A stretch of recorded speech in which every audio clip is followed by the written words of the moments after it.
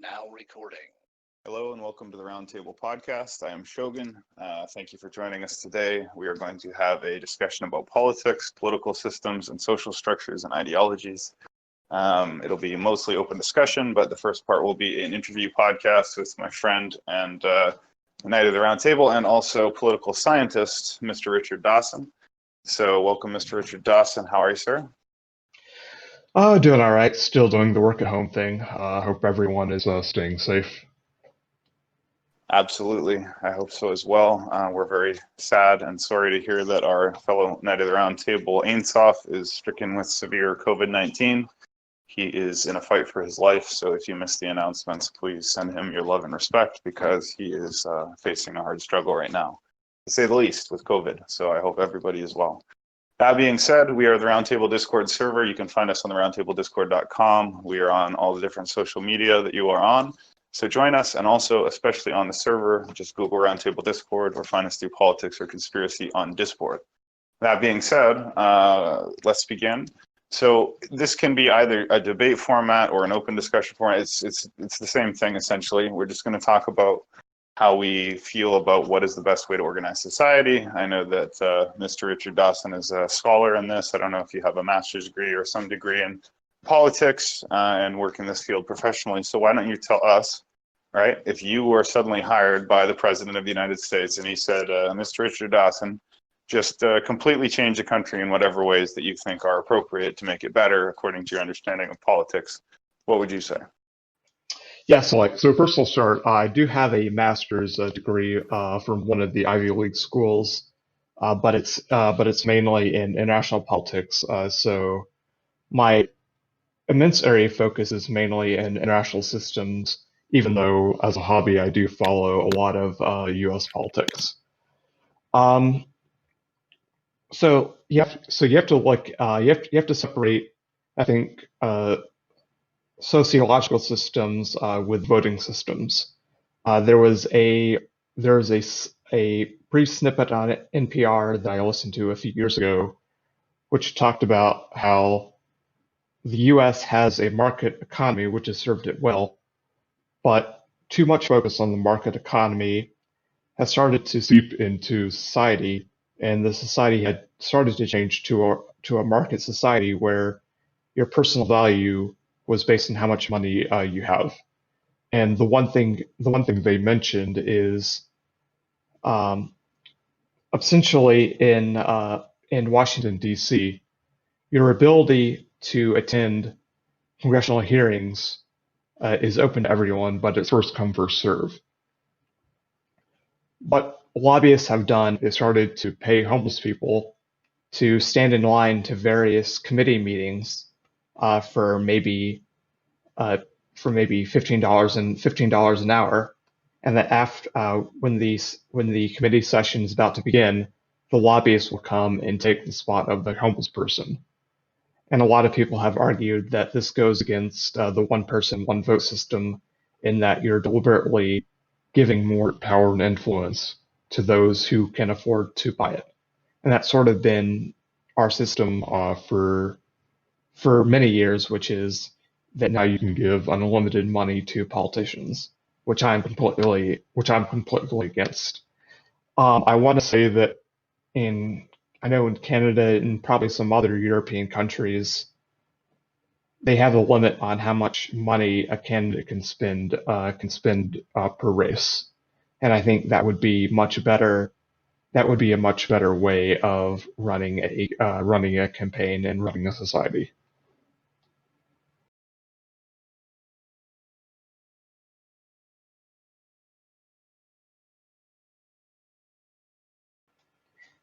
Anyone else have thoughts? Absolutely. So I guess, granted everything that you said, I just want to ask a few kind of core questions, which may or may not have already been covered in what you said. But so first, what is your centralization versus speaking, decentralized or distributed? So you broke up there a little bit, but I think you asked what is my opinion on decentralization versus centralization of power and resources? Exactly. Um,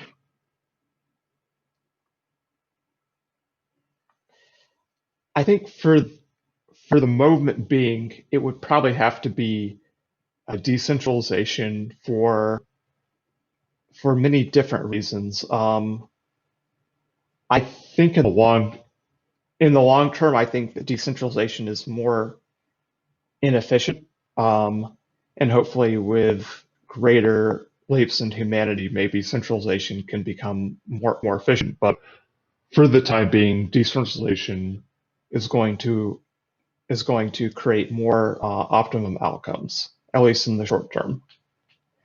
And one example of this is in voting systems.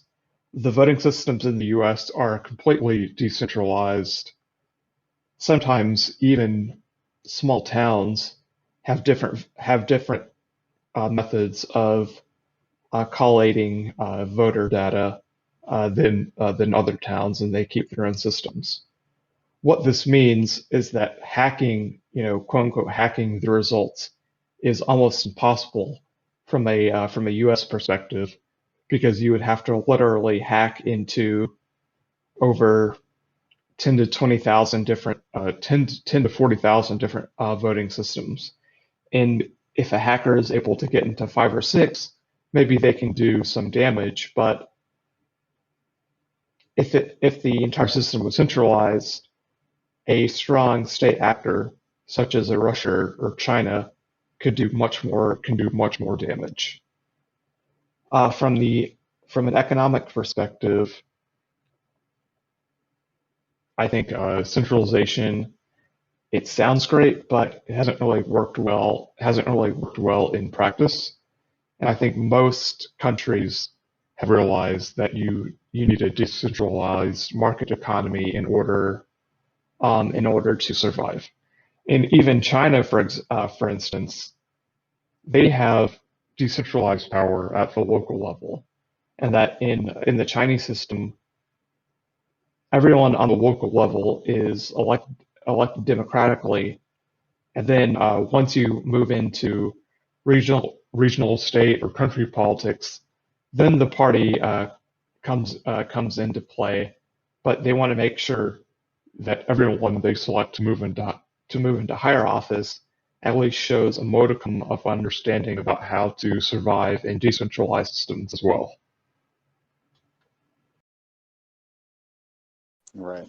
So my thinking about this is that obviously centralization and communism has failed in every major experiment, although socialism in the form of social democracies like Canada or Scandinavian or European countries seem to be the best model, in my opinion, that is currently on display.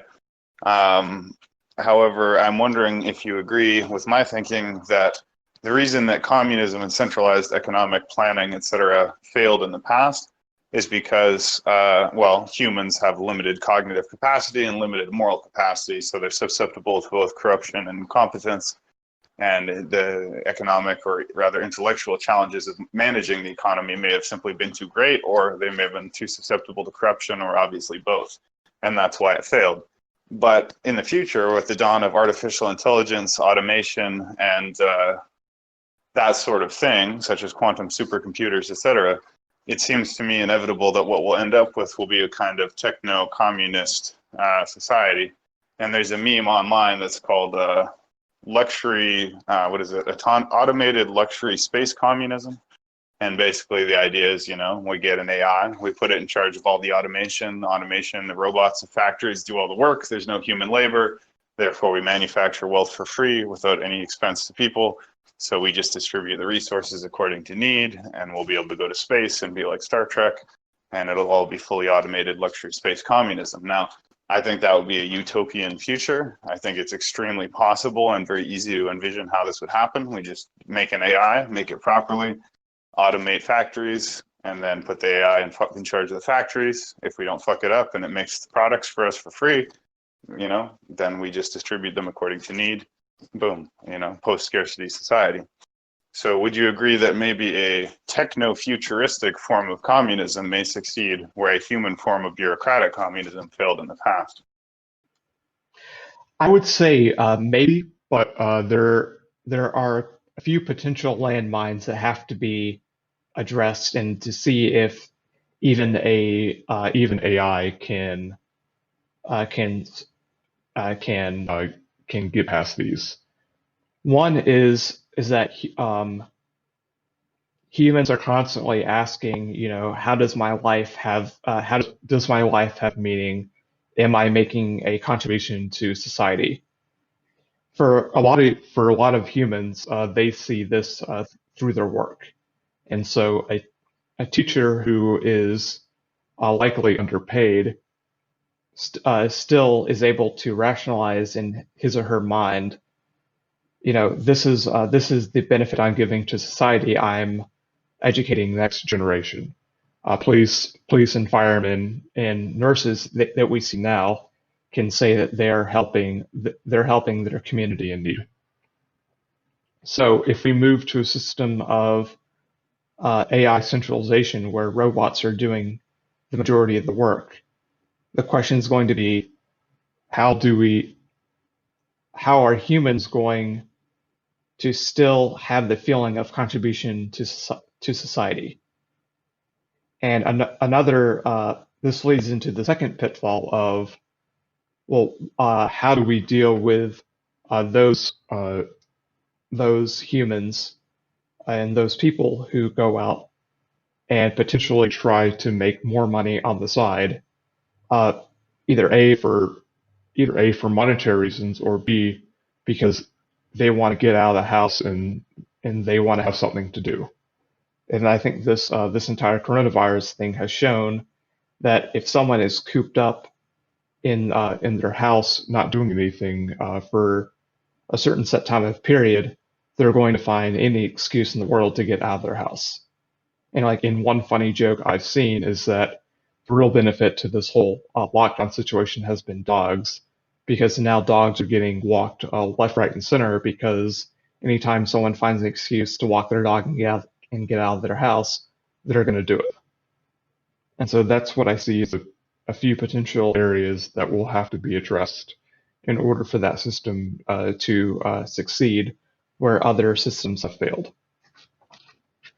Okay, so now I'd like to open it up to audience questions or discussion. If anyone wants to ask questions to Mr. Dawson, or just comment on this topic, which again is really just how should we run society, or just continue this, feel free. Otherwise, I'll continue to discuss, but it's open to anybody now. Well, the thing is, I do believe that we're going to end up as a collectivist. We're going to end up as a one government kind of thing. And I do believe that automation is going to take out probably 98% of all the jobs, and we are going to be faced with a huge population crisis. But I think the difference that's going to be from people who are on welfare or receive some type of universal income or something, and the future is that right now there's still an expectation for you to do something, for you to contribute. However, if you are given the unique position, for instance, I'm in a unique position where I don't have to worry about money for the rest of my life. I'm set. So now I'm free to do whatever the fuck I want. And I feel fulfilled. And I feel that if other people had this same opportunity that I've had, they would probably do the same thing. There's a misconception of, especially with welfare, that, if people who are on welfare are going to spend their money on drugs, which they do, but that's only because they don't have a better option. And, if we actually had a fair a system where you could get all your needs met, then why wouldn't you pursue, spiritual enlightenment or whatever you feel like you want to do? But that's how I feel about it. Yeah, I agree. So my thinking is right now people feel confined by the requirement to work their jobs, and they want to work because working gives them self-esteem and a feeling of purpose, and that's very psychologically important. I know that, for me, it's essential to work in order to have self-esteem, and many people feel that same way. However, in the future, we won't need to work because robots will do all our jobs better than we can and more efficiently. So everybody from truck drivers to brain surgeons are going to be out of work because AI will be able to do every single job better, including writing poetry, making music, and movies and everything. And that'll happen pretty soon. So we have two options. Do we all get just displaced into economic unemployment and complete industry saying just to die in the streets?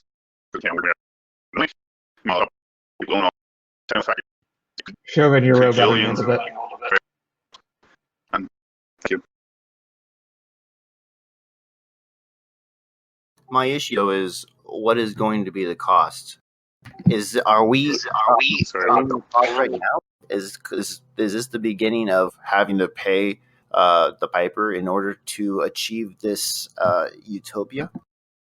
Well, I honestly think that's part of the COVID thing, because with the COVID thing, every government, including like in Canada, they're giving $2,000 a month to every American, and every Canadian, and in America they've done something similar, et cetera. And I've literally seen articles saying, does COVID show us the need for universal basic income?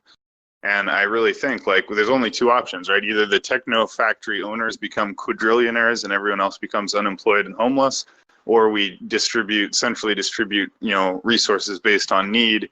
Everybody has everything they need. We have a post-scarcity society. Nobody needs to work. And then, like Magical Bum said, how will we find meaning in our life? Well, we'll have sex, we'll draw, we'll eat food, we'll dance, we'll play music, we'll make art. And that will be our life. And that would be the awesomest thing ever. We'd be set free from labor and just free to be free. And we're so close to that, but will the elites allow that to happen, or will they insist on a dystopia?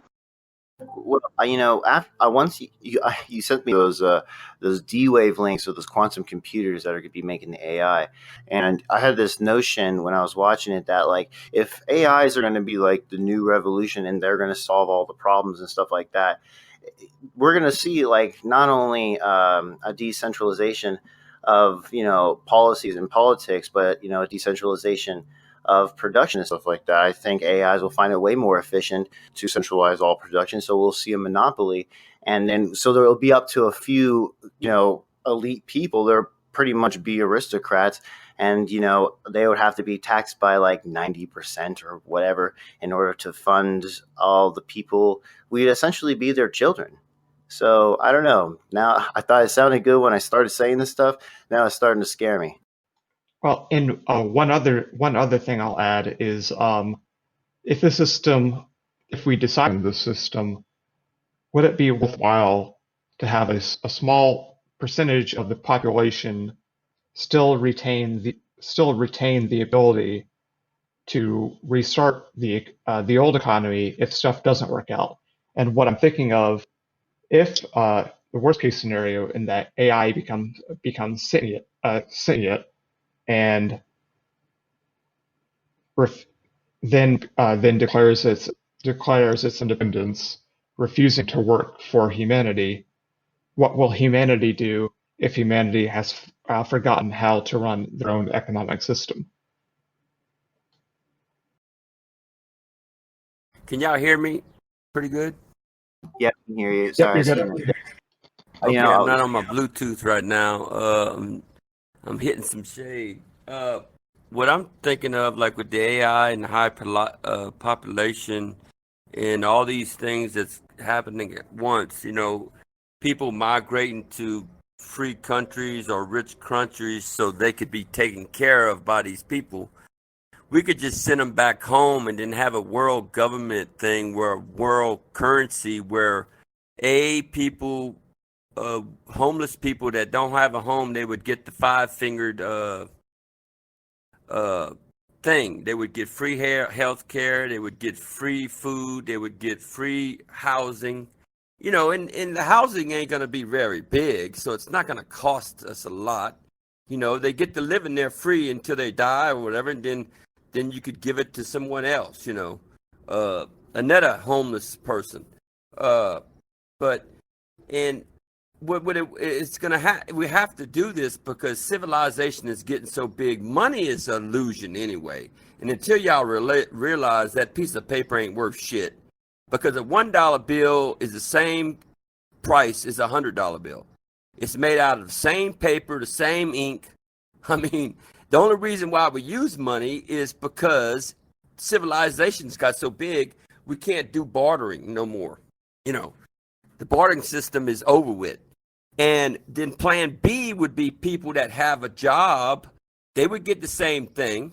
and they would have an incentive. They could drive a new car. They could buy a new car with their new job, because all their money would go to the new vehicle, and it'd be a technology vehicle, for one thing. And we would make sure we'd take all the old cars off the road, stuff like that, for pollution thing and all that. And then plan C, the higher income, you would have to take something away, like electrical bill, food, free food or whatever. And then plan D, you'd have to take something else away because they make more income, and so on and so on.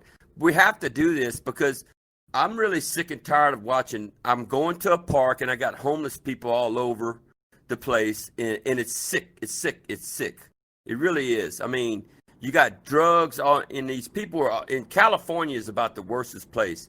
If you ever seen these slums, and the thing is, they're not doing nothing about it. They're bringing in Mexicans and saying, "Ooh, we're gonna take care of you," and fuck the Americans.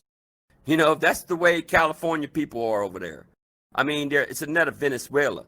So there is a way to do this. And another thing is, you don't have to pay taxes, because the money that the government needs, they would just give themselves the tax revenue. Okay? That's that, and it would happen all over the free country. France would get it. France would do it. Spain would do it. England, all the countries would take care of their people and grow their economy. And if you give money to poor people, guess what they're going to do? They're going to spend the money. The economy is always going to be growing. You're not going to have a recession. I mean, everything's going to be good. That's all. That's interesting.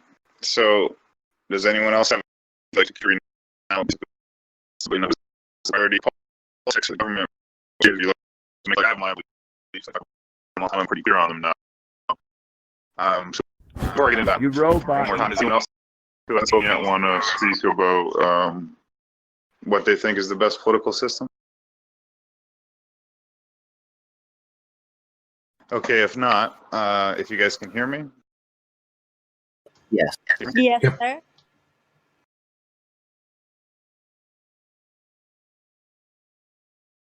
Yeah, you stopped roboting. Now we could hear you. Yeah, you sound better. Yeah, you do. I would also like to talk about what I think should be the better political system. Sure, go ahead. Basically, you have all the humanity at your fingertips, and currently most of them are focusing on living day to day. Basically, they depend very much on their salary for surviving another month or so. What if instead of having all the people work as hard doing basically irrelevant jobs, what if you somehow simplified and streamlined the living experience to reduce the waste significantly, to increase the simplicity, efficiency, and reduce all the unnecessary things to the comfortable minimum for the society, and then focus the rest of the society and the culture on trying to improve humanity as a whole, and in particular for certain individuals. Because in order for someone to be able to help the world, that someone needs to be competent enough. But in order to be competent enough, one needs to invest quite a lot of time and effort into developing oneself, because otherwise there would be no competence, only the illusion of competence. And many times not only that, but a very self-destructive and self-destructive for the person and for the society way of being incompetent. So concentrating the society on developing the world, even if we don't have automated space communism, simply getting the people focused on improving the world in whatever small ways they could, I think would be at the very least a big step in the right direction. And if not, it could even be getting us as close as humanly possible to living in heaven, or to what we understand as being heaven. That is all. So there's a few things to unpack there. One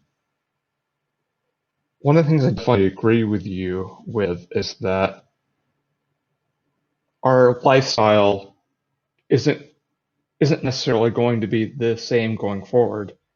That possibly we're going to realize that there's no point in having creating so much trash, creating so much junk, and we've got to get to a point where we realize having more stuff isn't necessarily a good thing. That even getting rid of some of our stuff that we don't need and don't want and it just takes up space would actually be more beneficial to our physical and mental well-being. And the other point is that a lot of what you're talking about is included in the Jewish philosophy of tikkun olam, meaning that each person should do their part to repair the world, and that if we all do our part to repair the world in very small measures, such as planting new trees, correcting the roads around our neighborhood, building neighborhood and city ties, and that will lead to a more optimum outcome for society at large. And so I definitely see from my own experience, I definitely see how that would be beneficial. So if I could now ask a quick couple questions to Sapient and also to the room. I have over time become what I call, well, an authoritarianism, right? Authoritarian. And generally authoritarian is thought to be like a detrimental term, like it's an inherently negative concept to some people. But I don't really see it that way, with the caveats that I conceive it, as I've said before, as consensual, benevolent, meritocratic authoritarianism. So the first three parts are essentially conditions for just authoritarianism. So granting that all other forms of authoritarianism were inherently unjust, I believe that there's one form of authoritarianism that is not unjust, and that would be authoritarianism that is both consensual and meritocratic, and also benevolent. Consensual, benevolent, and meritocratic. If these conditions are met, then authoritarianism has to be the best system of government, in my opinion. So all this would mean is if you can imagine a king who's a powerful ruler of a country, right? He is also benevolent. He truly loves his country and all his people. He's also meritocratic, meaning he's very strong and intelligent and powerful and good at everything he needs to do and better than everybody else. And not better than everybody else, but like he's well qualified for his job, right? And he's meritocratically qualified for his position. And it's also consensual, meaning that all the members of his kingdom can either come and go freely. They don't have to be part of his group, but if he runs it well or she runs it well, they can if they want to be, or they cannot be if they're dissatisfied. My thinking is if these conditions are met, there's no way to morally criticize authoritarianism because it's well-intentioned, the person is competent to exert power, and also nobody is forced to endure the power. It's completely consensual and optional.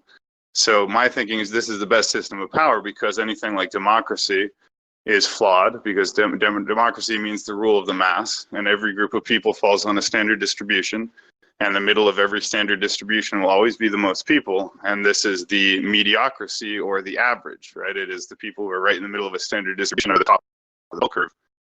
So every democratic decision will be determined by the average, and that's obviously not optimal because if you want medical care, you don't go to an average person. You want to go to a brain surgeon or some brilliant, physician, and you're going to value one brilliant physician over 1,000 ordinary people, right? If 1,000 ordinary people tell you to rub, apple cider vinegar on your skin, and a brain surgeon does brain surgery, you're not going to go with 1,000 people. You're going to go with one person who knows. So that's why I favor an administrative caste of people born and raised for the rule of society, who are trained specifically for their tasks from birth, essentially, and then constantly compete with each other in testing and competition. And then those who are most qualified are put in positions of power, and their decisions are basically non-deniable, right? They'd have almost total power, but they'd also be under total supervision, and everything they did would always be being reviewed, and any sign of corruption, et cetera. And then I think they would be protected from corruption in certain ways as well. So I know that sounds kind of crazy, but to me, that's what makes sense, because the current system is ridiculous. They have this never-ending election cycles, short 3 or 4 year terms that repeat all the time, huge waste of fucking advertising their stupid message, all these caucuses and shit. It's like, you just need qualified, competent, benevolent people to do the job. Like, that's how I see it. That's why I prefer the Russia system, where they're putting Putin in place for life. If they believe he's the best leader for them, then he should be able to rule until he dies. One other thing which might be relevant to this is that if you introduce a caste system, for example, you mentioned having a certain breed of people grown to be world leaders, then one would need to be very careful with how one can become, or how one can move from a caste, from a class to another class of people. Because if you create too much segregation, if you divide the people too much, then inadvertently, as an inherent property of the system, some people will start thinking that they are better than another group, than another class, that some other class is of lower importance. And that is a self-destructing thought pattern, and the self-fulfilling prophecy for the fall of civilization. I mean, that is difficult, but you have to realize that everyone has a job to do in society, and that if one part of society doesn't no longer exist, such as if plumbers no longer exist or nurses no longer exist, the society is going to fall apart. And so I think that could easily be fixed if everyone realized that their job was vital. I don't know. I kind of disagree with that. I'm a more or less government type of guy.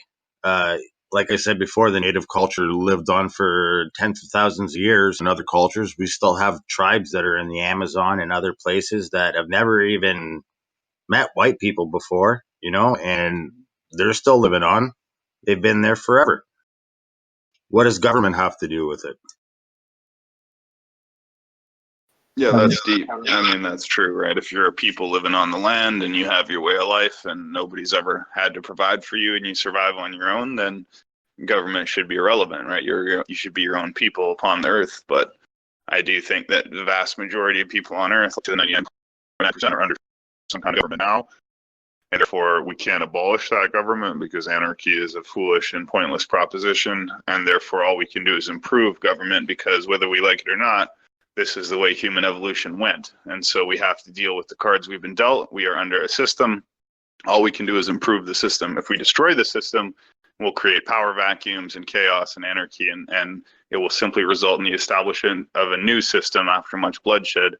So we should just avoid anarchy and simply reform ourselves into a better system, either through a gradual consensual reform or through the radical seizure of power by some kind of benevolent, character who figures out a way to coup the system, which may or may not ever emerge. But so, Shogun, how does the system that you are proposing, how is it similar and how does it differ from Hobbes' Leviathan?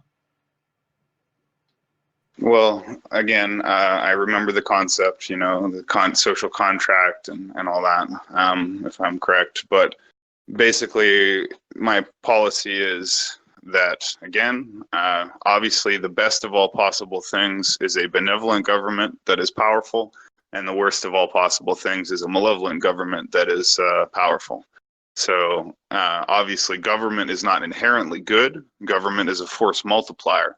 So if you can create a good government, then government will be a force multiplier for good, right? It will, if you need to feed sick people or respond to a pandemic or a disease, or respond to an alien invasion or an asteroid strike or whatever, then obviously having the power of a government that can mobilize entire nation states as needed is going to be enormously superior to any kind of consensual democratic or anarchistic system.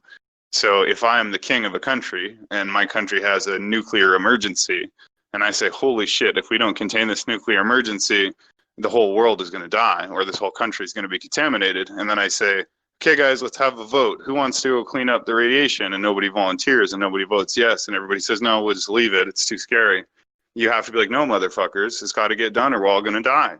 And if there is nobody to do that, then we can all die, simply because the herd can be confused and fearful and misinformed and not adequate for the task of understanding the complex nature of their own situation. So someone may do or think what they think is rational and with no bad intent and no actual irrationality, but because of their lack of information and qualification, they still reach the completely wrong conclusion. So someone could say, no, I don't think climate change is real because, from what I see, it's not real, and I don't remember anything being different and whatever, and they think that's true. They're not being malevolent, and they're not being evil. They're just not qualified to understand the large problem they're trying to have an opinion on. So to give them any vote on that is really silly, because why would a person who misunderstands the situation get a vote on how you respond to that situation? So the only thing that matters is you just have to, basically the way I summarize it, I think nobody can argue with, is if you have to have a certain position, right? That position has to exist, like Minister of Health, Minister of Environment, Minister of Defense, Minister of Education, right? The society needs these positions to be filled. Who would you rather have fill it? The most qualified person or not the most qualified person? Someone who is corrupt or someone who is not corrupt? My system is simply, we need government, so let's make sure the people in government are the smartest, most competent people, also benevolent, and also beyond corruption.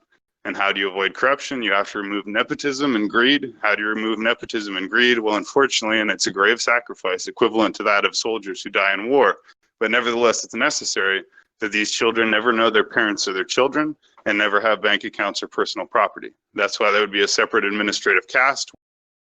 Because if you never have a bank account or personal property and everything you ever have is provided for you by the state, and you would have everything you ever wanted or desired, basically within reason, but you never have your own money or your own bank account or freedom, you'd be surveilled 24/7. But you could have anything you want. It would just be paid for you by the state. You just ask for it, you get it. But you never have your own bank account. Why? Because this prevents you from being susceptible to bribes. And you never have your own family. Why? Because if you have a family, a cartel can kidnap your son or daughter and threaten them, right? They can say, I'm going to torture your daughter to death if you don't, do what I say. And that compromises their administrative function. Also, if it leads to nepotism, so you'll represent your family or your clan instead of your country. So unfortunately, I know it sounds very inhuman, but the necessary thing is an administrative class of people chosen from birth or before birth who never have families or last names, never have personal property, and never have freedom, and are constantly surveilled, yet are extremely intelligent, competent, capable, and benevolent, and also given everything they want for free, but never have bank accounts or families, so they can't be nepotistic or greedy. And that's the only way to remove corruption, essentially. And they have no privacy. So every single word they ever say will be recorded and monitored. So they'll know they can never lie, they can never betray the country, they can never sell secrets. It's just impossible. They'll know they're surveilled 24/7, so they'll always conduct themselves well. I got a question, and it's a hypothetical one. So why did we leave the authoritarian rule of the way that we used to do things with kings and queens? And that's because it became corrupt. It's really easy to corrupt one person. So we went to this whole republic thing, to where this republic kind of gives everybody like an equal say. Especially with the electoral college in the United States. I don't know how other countries work. Forgive me for my ignorance. But yeah, it seems to keep things fair. But now we're kind of moving into this sort of democracy where it's mob rule. And I would ask the simple question, what's the difference between democracy mob rule and anarchy mob rule?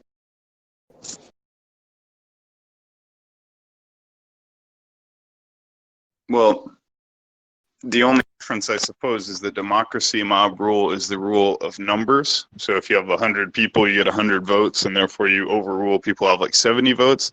Whereas in anarchy, the strongest man out of 100 could rule the whole 100. Right? So if it's anarchy, true anarchy with no law, then one strong man with guns and whatever can take over the whole society because he's the strongest. In an anarchic society where there's no state force to regulate individual aspirations, right? So if anarchy was declared right now, I mean, who has the advantage? It's the people who have canned food, the people who have guns and weapons, the people who are physically strong, trained, or have friends.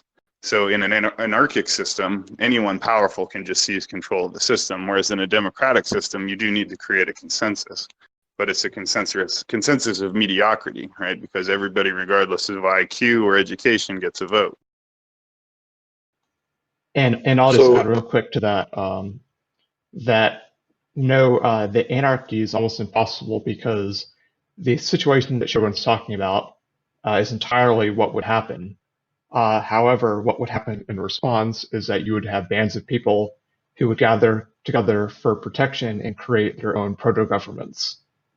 And so the idea that we can have anarchy with people threatening others would just lead to smaller governments being created over time.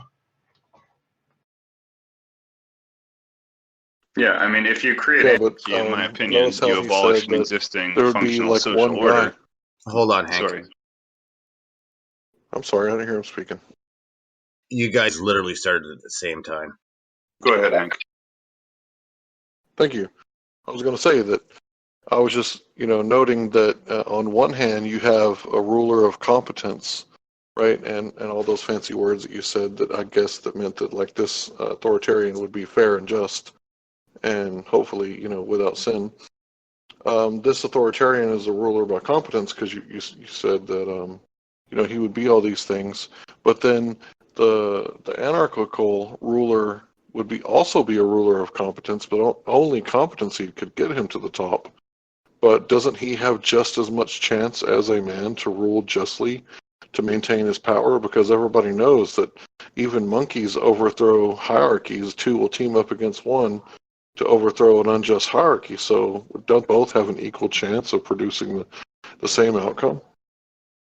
Well, I believe it's the same outcome. You're just talking about the process or the result. So the process is the anarchic struggle that inherently begins all social organization, because obviously prior to social organization, there is anarchy, right? Social organization is an emergent phenomenon. Anarchy can be a basic condition. So a basic condition of the human race before any social order was established was by definition anarchy.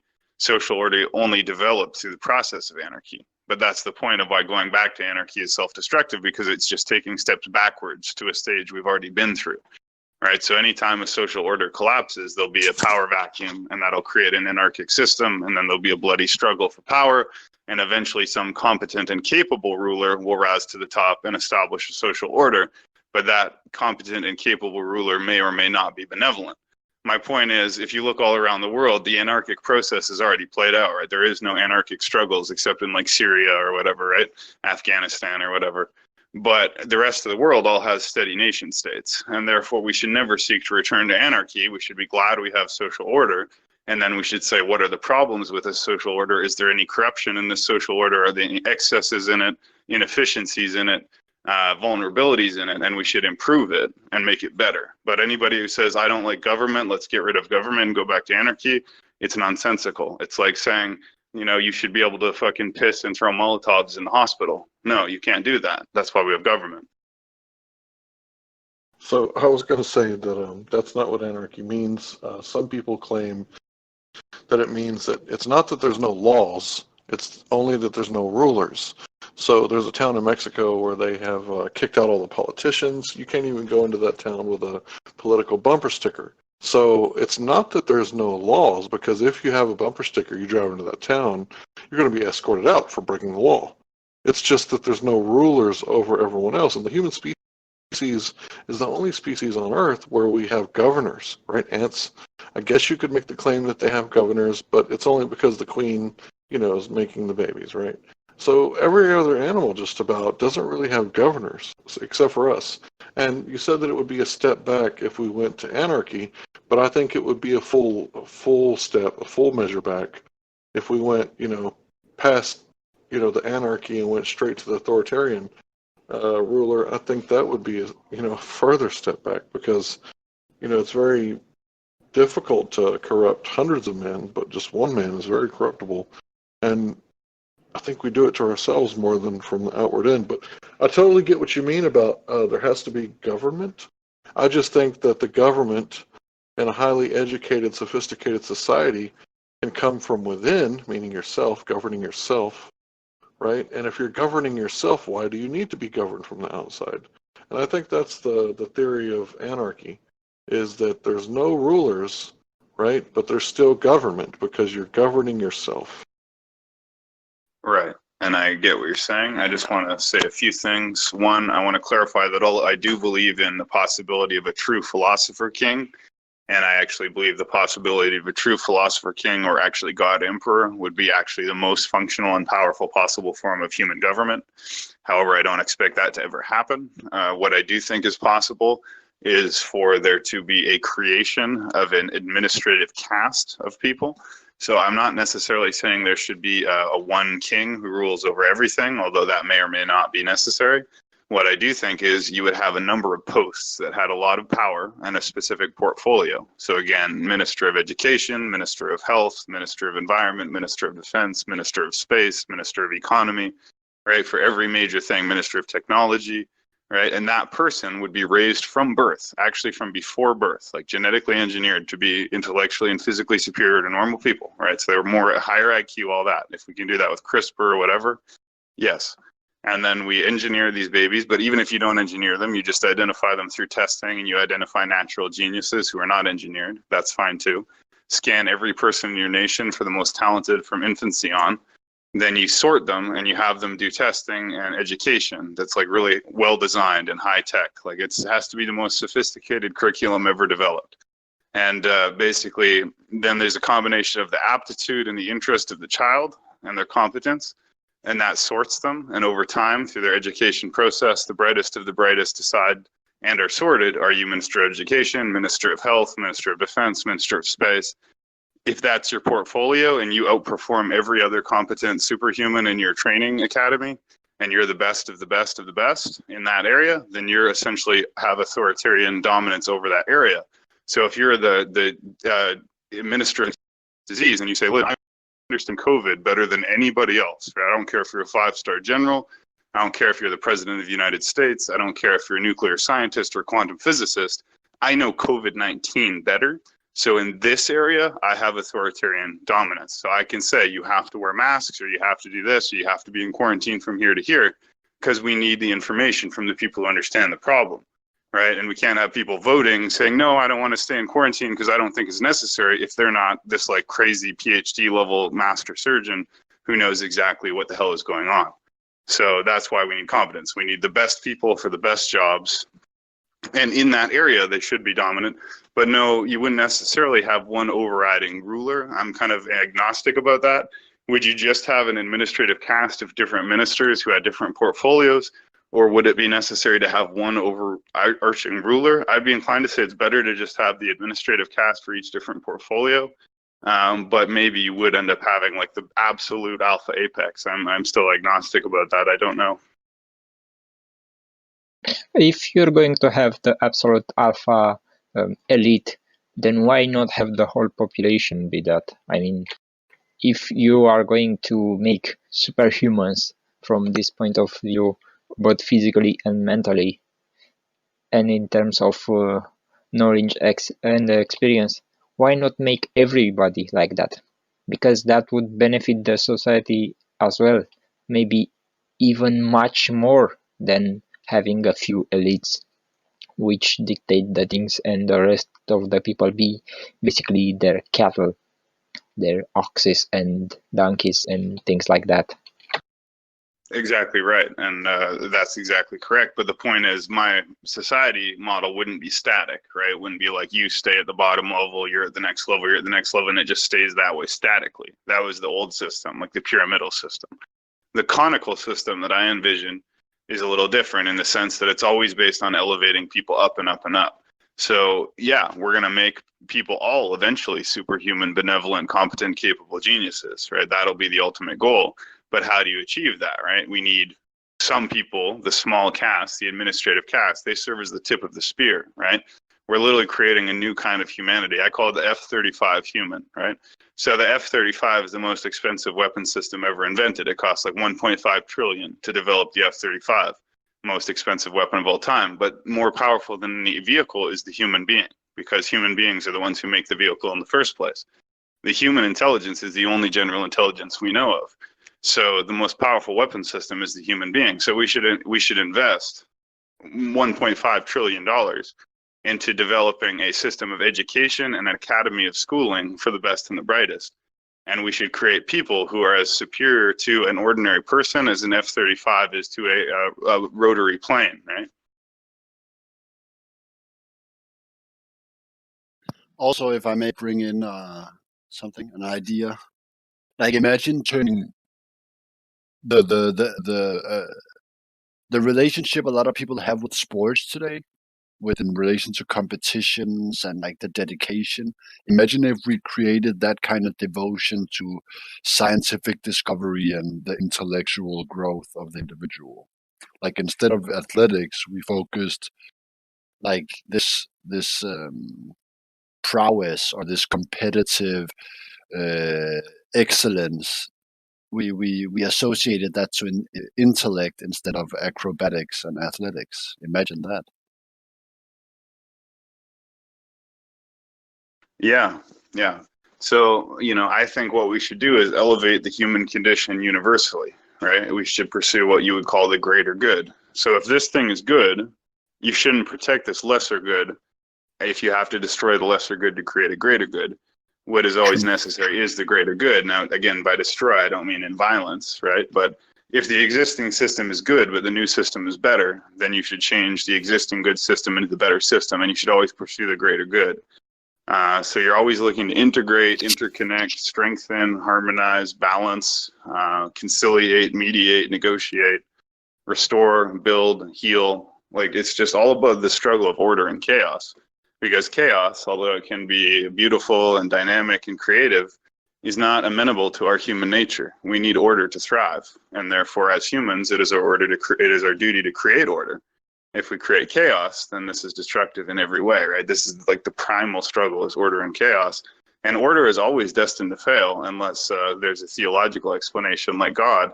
If God doesn't exist or whatever, then order is always destined to fail, right? We will always fail because every empire will turn to ashes eventually. However, that is irrelevant, right? If you're playing a game where each successive wave of enemies is larger than the last, then sooner or later, no matter how well you play, you will lose. Nevertheless, your victory conditions are to win, so you simply try to win until you fail. We will all die. Every order will fail. Every society will die. Every good thing will end. Nevertheless, we pursue what is good. There's just no other option.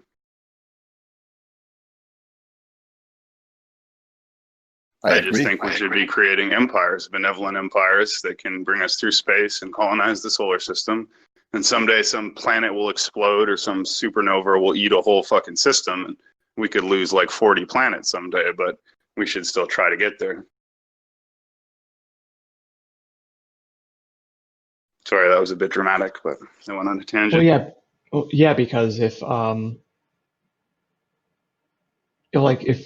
instance, if this planet explodes, it's going to be terrible for humans. But if you're able to colonize other planets, then humanity will have a chance to survive. Right, and that requires order, right? It really does require order. It doesn't necessarily require centralized order, but I think that's better. It's the USA and the USSR that went to space. So I do think the state concept is sound. A global government is obviously preferable as long as it can be established properly. And I'm sure we'll probably achieve that pretty soon, actually. I don't know. Do you think there's a chance of a global government? I think eventually, if transportation becomes faster and people can move around more interchangeably, and honestly, if certain languages become extinct, I think it's likely the likelihood of a global government increases. Certain languages. Yeah, so it's like there's a scientists that have been talking that in 100 years, 90% of the languages on Earth will become extinct. And so it's like there's so many languages now that the German language will be extinct in the future. The French language will be extinct, and the world languages are most likely going to be English, Spanish, Arabic, and Chinese, and maybe Hindi. Hopefully a mix. Well, that's fascinating. I mean, my biggest interest overall, it's either fighting or language. I'm not sure which, but language is absolutely profound. And that makes so much sense. And I never thought of that before, because language is everything, right? Because language determines our pattern of thinking, our culture, our values, like everything. It's literally the structure of your thought. So yeah, you could achieve you need one world language, one world currency, one world government, one world religion. That would be how to create the total unifying package, one world nation. All the factors that unify people. But yeah, I would say language is primary over everything else. Because like if you look at in the U.S. and Canada, it's like, and I put language and then speed of transportation as number 2. But it's like if you look at all the native languages in the U.S. and Canada, look at how many people spoke those languages 200 years ago, and look how many people speak them now, and look at the projections of how many people are going to speak those languages in even 50 years. And then those are smaller languages, but you put that on a trajectory of 200 to 500 years, and what are going to be the languages that survive? Yeah. Well, I don't know. I only speak English. I don't know about you. I've never learned any other language. I'm good with Spanish, despise French, but I'm in love with English. I have like I literally describe it as like a religious feeling towards the English language. Right, and there's like pick out a European country, there is it's like over 90 to 95% of the population of Iceland speaks English. It's a greater proportion of the population that speaks English than even the United States. And so there's real fear in Iceland that in one or two more generations, the Icelandic language will be gone forever.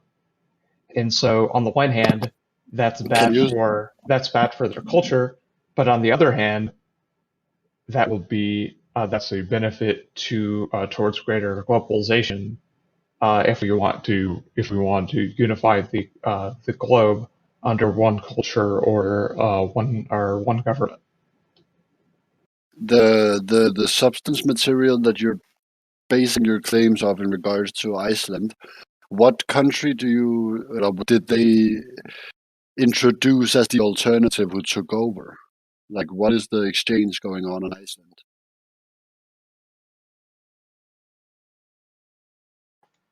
You'll have to give me a second. I'm trying to pull up sources. I mean, I know Iceland has a lot of problems, but I didn't know one of them was the death of their language. That's new to me. Yeah, I mean, it is just incredible that I am like, if you think of the advantage it gives me, right, or any of you as well, obviously, to speak the English language, and you can go anywhere on Earth, from Arabia to Africa to fucking China, anywhere, and there's going to be plenty of people who will speak your language. You probably don't have to go more than 2 or 3 houses over to find someone who speaks English anywhere on Earth, right? You might not find the first person, but the third or fourth is going to speak English. And that is incredible, right? That we have this magical lingua franca that we can go anywhere on Earth and speak, and everyone's going to know what we want. And not only that, they're going to give us some kind of superiority over other people because that language is preferenced, right? There's no question. If you speak Colombian or, Guatemalan languages, those are probably both just Spanish, but you get what I'm saying. Like lesser known, less popular languages, then it comes with a lesser status. People assume you have more wealth, more connections, you're from a more desirable nationality or something. It shouldn't necessarily be that way, but it clearly is that way. And yeah, it's like linguistic imperialism. Like you can go anywhere and speak English. They listen to you. They talk to you. You can't understand. If you think about it, if a Russian and Chinese businessmen meet in Moscow, the language that they're going to be communicating in is almost always English.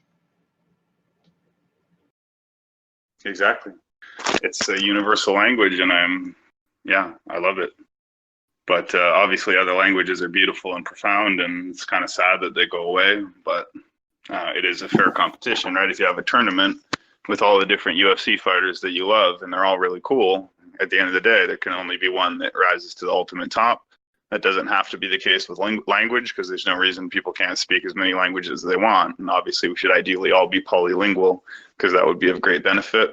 We'd actually be losing enormous things if we lost. The loss of language is very tragic, but as you say, it may be a necessary thing.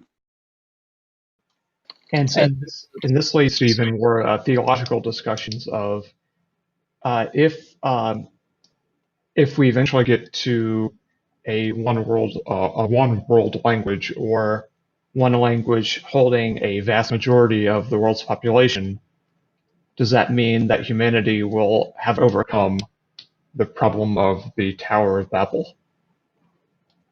Well, it doesn't need to be only one language. There can be like a handful of languages which one would need to learn, and if they do not learn all of them, they will still be able to talk with most of the people on the world. But in my Thanks for the article, by the way, Richard. In my interpretation, So what? Thank you. He thanked you for the article. In my interpretation, the Tower of Babel is referring not only to language, but to the intent of people. Like people were divided by their goals, by their intentions, and started lying to each other, which is where the idea of people started speaking different languages came from.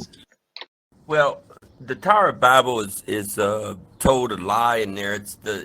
Changing the language wasn't changing the language at all. It was just changing their consciousness, because you have all the universe all over the world. In the universe and all the other planets always had these different languages, like French, Spanish, all this stuff. So that interpretation is very, very wrong. If you believe in that, you're a fool. And what it really means is they changed their consciousness. Okay? That means they brung out the Earth, the planet, down to -9 in civilization. So that's what it really means. So to be a fool every day when you wake up in the morning and you believe that, you're stupid. And until y'all understand that, because I'm the biggest prophet you're gonna find, if that's what you want to call me. Are you the biggest messenger on this planet? I doubt that. And oh yeah, I don't doubt it at all, man. I know I who do I know. am, bro. I do vehemently. I know things that you don't know. I could do things you can't do. So what that puts you at? Zero minus zero. Whatever makes you sleep at night, big guy. Whatever puts you to sleep at night. All right, guys, let's get back on topic. Yeah, thank you. Sorry, I was eating a ribeye. Yeah, I'm sorry. Steak. I'm sorry. This ribeye is amazing. Holy cow. Sorry. I just had that too, man. I just had leftovers ribeye steak. It's my favorite food. I just cooked it perfectly for once. I usually don't. Sorry, we're not getting back on topic. What was the topic? I mean, we're talking political systems. Where were we, Mr. Dawson? Yeah, so we were on languages and Icelandic language.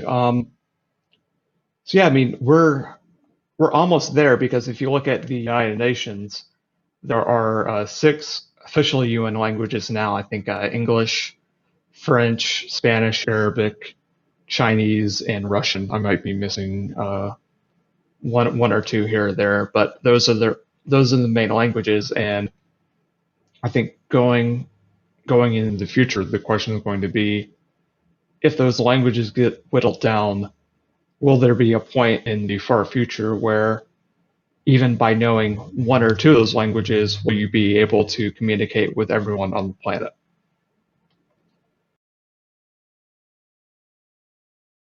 Yeah, exactly. And then a computer language, a new computer language, and also we have to consider transcending language entirely is right on the horizon, which is really hard to comprehend. But there will be Neuralink technologies that can link a computer and a brain, until you'll be able to actually have telepathy, right, where you can literally think right into someone else's brain, or they can think right into yours if you know that connection.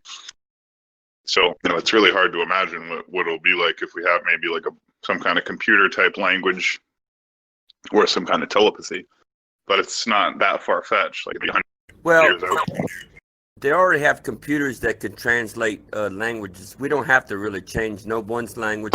You can't change the French language. You can't change Spain or any of these other countries. They need to keep their language. You could have a cell phone or some kind of teleprompter thing, and you could say the word and say, okay, talk in Chinese, bam, and you talk English, and then it translated. They already got that stuff. So that problem is solved. We cannot go around changing people's language. Another thing is, if another country tried to infiltrate another country, the only way they could do it is to speak the other one's language. So that was a safeguard of invasion. That is true. That's what the Catholic Church did. It says, oh, okay, let's go ahead and do religion. See, religion is a language, okay? And y'all don't understand. It's a universal language that took over a lot of the world. And they went invade Europe, and they put their language, which is religion, and bowing down to a cross and false idols and stuff and drinking blood in church. So that's a complete language too, in its own right. But we have technology that you don't have to worry about changing anybody's language. Just use the computer, man. We got the technology. You don't have to change someone's language. That's like changing someone's sex. Hey, I want to be a female, okay? And then the woman says, well, I want a penis, okay? I mean, that's ridiculous too. So trying to change someone's language is stupid. They're trying to control you if they do that. Well, whoever's trying to control you to talk one language, fuck them. Go to hell, bitch. I hate control. I hate religion. I hate people that's trying to control other people. And until y'all realize this control system is controlling you, you don't know it yet. So we got computers that could actually talk for you. Just change. Russian. Okay, press Russian, and you could talk English, and it translates it for you. Okay. That's all. So I slightly disagree because, I think what Shogun and I are talking about is very far field in the future of technology, and it's like, for example, my family is fourth generation Norwegian. We know Norwegian, and so while no one could change the language of our grandparents and great grandparents, over time, we only learned in English, and so our knowledge of Norwegian now is zero, even though our great-grandparents spoke Norwegian fluently.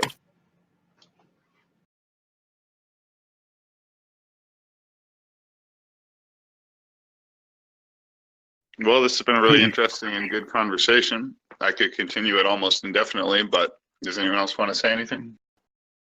I have for the Norwegian guy who just. So you're saying